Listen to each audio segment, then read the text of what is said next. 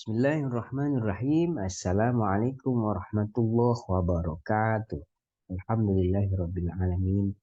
Wassalatu wassalamu ala sayyidina Muhammadin. Amma ba'd. Rabbi li sadri wa yassir li amri wa hlul 'uqdatam min lisani yafqahu qawli. Alhamdulillah teman-teman semua, insyaallah di pertemuan kali ini kita akan lanjutkan pembahasan kita tentang hari ini tentang tes, ya, tentang tes. Ada yang disebut dengan eh, tes standar dan tes buatan guru. Nah, apa sih tes standar itu dan apa sih tes buatan guru itu? Insya Allah kita akan bahas di pertemuan kali ini. Apa saja yang akan kita bahas? Pertama, pengertiannya. Pengertian dari tes standar, tes buatan guru, kelengkapan, kemudian apa sih perbandingannya, nah, dan terakhir kegunaan dari tes buatan guru dan tes standar. Nah, mari kita mulai belajar kita bersama dengan membaca basmalah. Bismillahirrahmanirrahim. Nah, sebelum kita ke pengertian tentang tes standar dan tes buatan guru, maka kita telah ketahui bersama bahwa teknik terbanyak yang dilakukan saat ini, terutama untuk mengukur kognitif siswa, adalah berbentuk tes. Nah, baik itu berupa tes objektif yang kemarin kita sudah pelajari ataupun tes esai. Nah, tes objektif ini ataupun tes esai itu kualitas dan lingkup penggunaannya sebenarnya juga beragam, ya.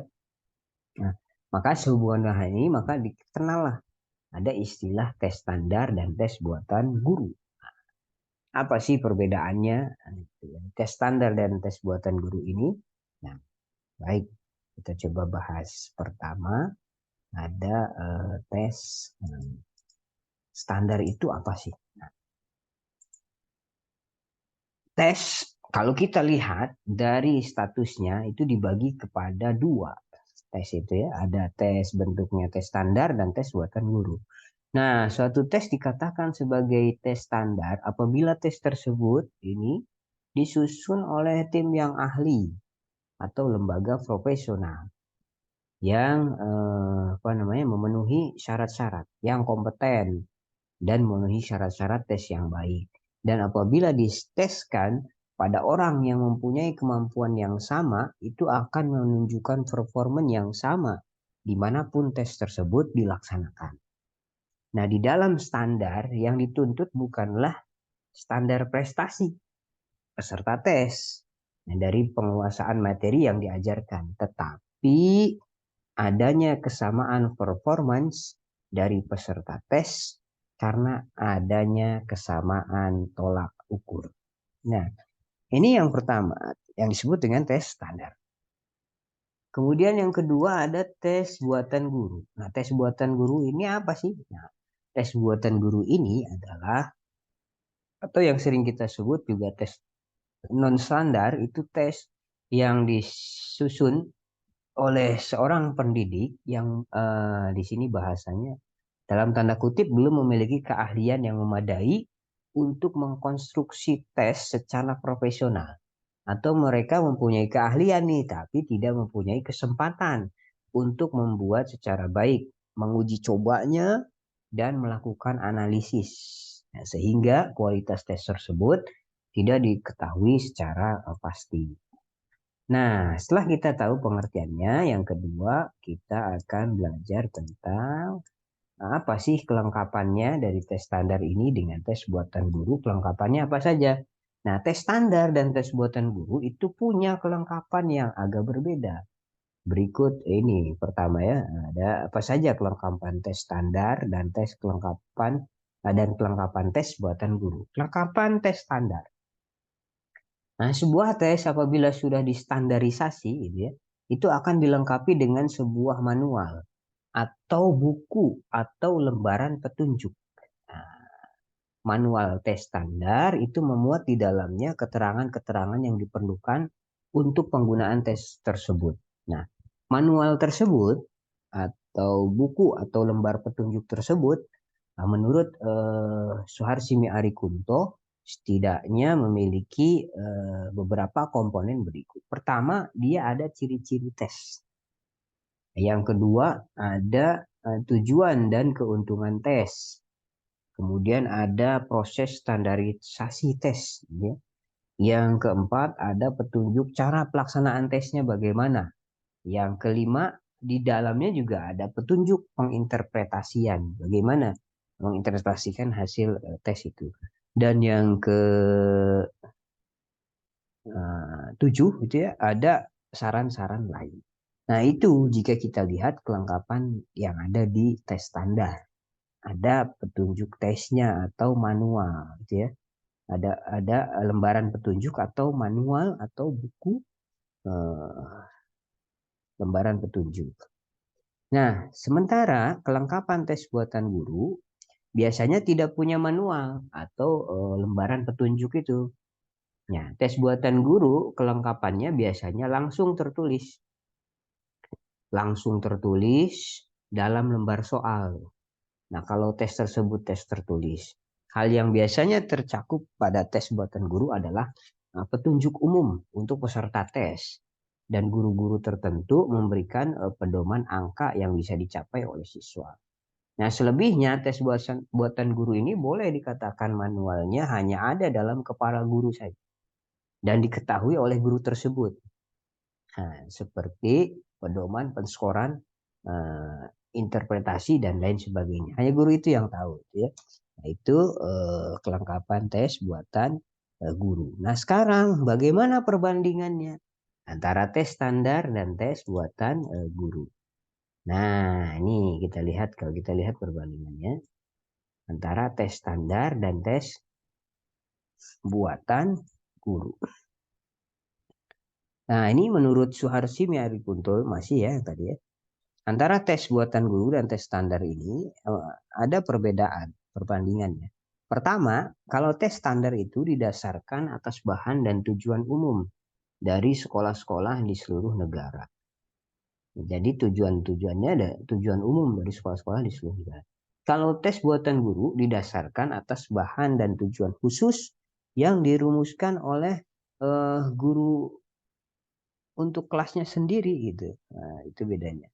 Yang kedua, kalau tes standar itu mencakup aspek yang luas dan pengetahuan atau keterampilan dengan hanya sedikit butir tes untuk setiap keterampilan atau topik. Sementara tes buatan guru itu dapat terjadi hanya mencakup pengetahuan atau keterampilan yang sempit saja.